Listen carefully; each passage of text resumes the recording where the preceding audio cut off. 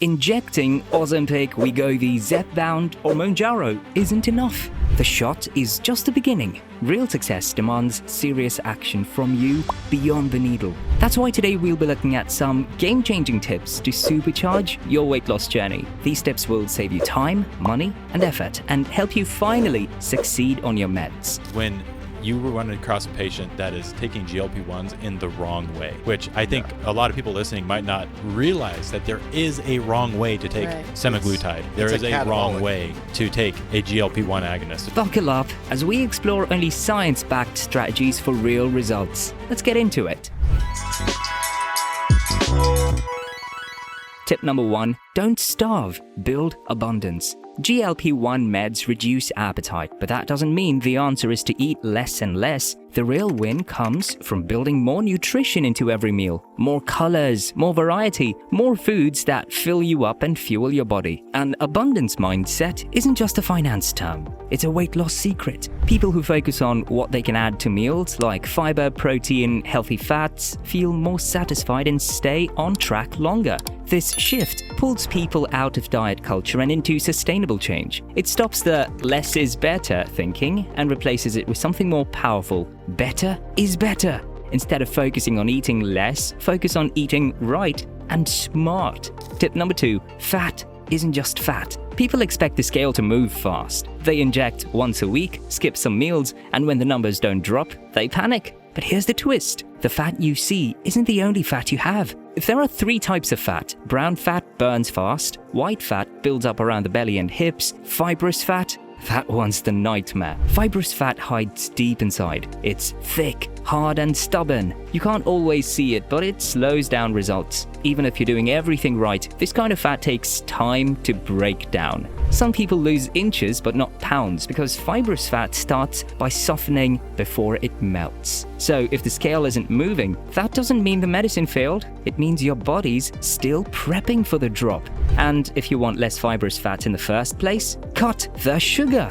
Soda, juice, and yes, wine make this type of fat even worse. Tip number 3, side effects are not optional. Some people act shocked when they feel sick, but this medication isn't a vitamin, it's powerful. And side effects will happen. Nausea, constipation, low blood sugar, fatigue, they're part of the deal. But they're not assigned to quit, they're assigned to adjust. More nausea happens when the dose goes up too fast, or when people skip meals entirely. Constipation shows up when fiber and water are low. Fatigue can be caused by not eating enough or not sleeping well. Nausea. It's the number 1 complaint with GLP-1 meds, but there's a way around it. And no, it's not just waiting it out. Don't give your injection in the stomach. Studies have shown that the stomach is one of the places that causes nausea the most. And then make sure that you eat smaller, low-fat meals to help avoid the nausea. Another trick is B12.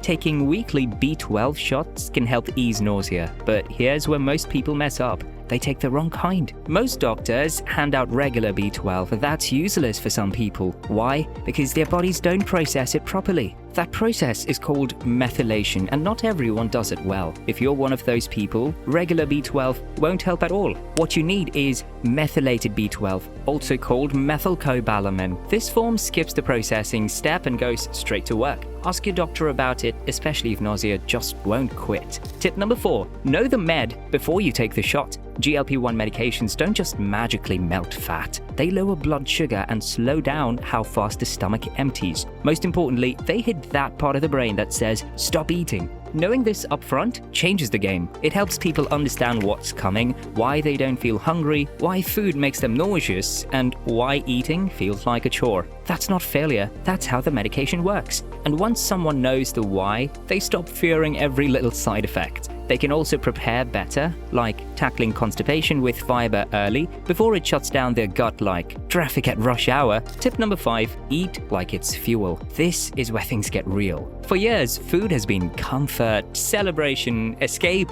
but on these meds, the rules change. Eating when you're not hungry just feels wrong, and that's actually a gift. People who succeed shift their thinking. Food stops being entertainment, it becomes fuel. The goal isn't to eat less, it's to eat smarter. That means every bite should count. More protein, less processed junk. More nutrients, fewer empty calories. Mindful eating becomes the new normal. Slowing down, chewing fully. No phones, no TV, just focusing on taste and texture. That's not just for peace of mind, it actually helps people feel full faster with less food. And when the appetite is already low, every bit of nutrition matters more than ever. Tip number 6. Protein is king. Biggest mistake I see when weight loss stalls. They're not consuming at least 100 grams of protein. Without adequate protein, your body cannot metabolize fat.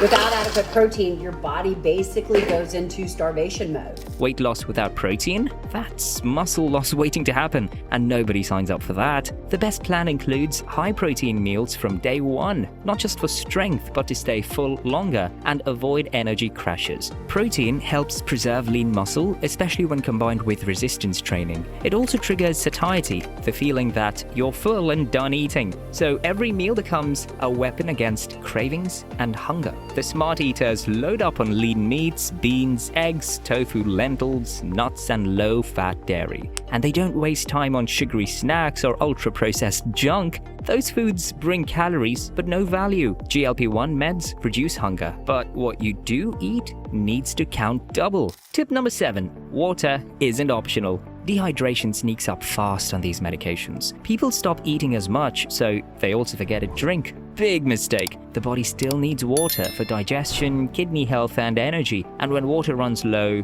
things break fast. Hydration is non-negotiable, but chugging water can feel hard if you're already feeling full. So sip throughout the day to keep your energy, digestion, and immune system up. Some of the worst cases of nausea and constipation happen because someone simply didn't drink enough. In rare cases, dehydration can even trigger kidney problems. So water isn't a suggestion, it's mandatory. 8 glasses a day is the baseline. More on hot days or if someone's active. And if someone's getting headaches or feeling dizzy, hydration is the first thing to check. Tip number 8. Don't rush the dose. But on the other hand, too many people think faster is better. They jump to higher doses too soon, hoping to speed up weight loss. What do they get instead? A disaster. Nausea, vomiting, stomach pain, days stuck in bed. This is how a great tool becomes a nightmare. The people who win on these meds follow the low and slow rule. They stick to the schedule, increase the dose only when needed, and listen to their body. It's not about how fast you lose, it's about how long you keep it off without burning out or breaking down.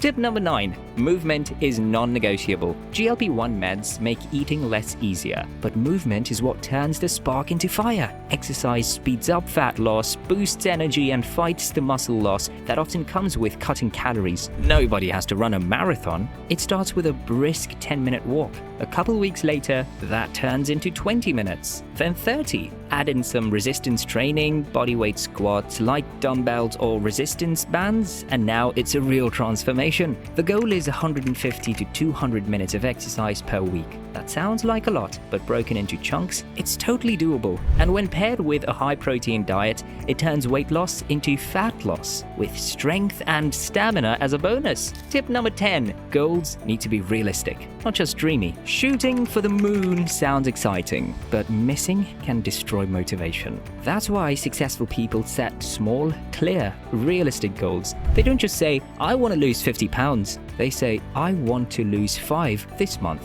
Every small win builds momentum. Progress gets tracked, not just with a scale, but with photos, clothes, or fitness levels. Some people use a dress they can't fit into. Others take weekly waist measurements or note how much better they sleep or move. The numbers don't matter as much as the consistency. That's how habits stick. And once the small goals pile up, the big ones take care of themselves. Tip number 11, sleep isn't just rest. Without sleep, the body doesn't heal. Hormones go wild, hunger comes back, stress builds, and soon the weight loss stops cold. GLP-1 users need 7 to 8 hours of solid sleep a night. No screens before bed, no late night snacks, just a dark, quiet room and a good routine. That's how the brain resets. That's how cortisol stays low. And that's how fat loss stays on track. Stress matters too. Chronic stress spikes cortisol, which messes with insulin, triggers cravings, and stalls metabolism. Mindfulness, journaling, walks, therapy, all these tools matter. Stress isn't just emotional, it's biological sabotage. The thing is, weight loss isn't a straight line. You'll have fast weeks, slow weeks, and weird weeks. But if you stick with it, follow the plan, and adjust when needed, you'll win. No hacks, no hype, just the truth that works. And that's all for now. Give this video a thumbs up. For more interesting content like this, hit that subscribe button and tap the notification bell. Did you know that weight loss medications like Ozempic, Zepbound, Mounjaro, etc. can spoil due to improper storage? If that happens, your treatment will be rendered ineffective, negatively impacting your health and wealth. That's because these meds need to be stored between 36 to 46 degrees Fahrenheit before use, and once opened, they need to be kept below 86 degrees Fahrenheit, protected from light and heat. That's why we've come up with amazing tools to help you store and protect your meds all year round, no matter where you are. Visit forallfamily.com now or click the link in the description where you'll also find a special discount for first-time buyers. Let's stay strong and embrace good health. Thanks for watching. We'll see you in the next one.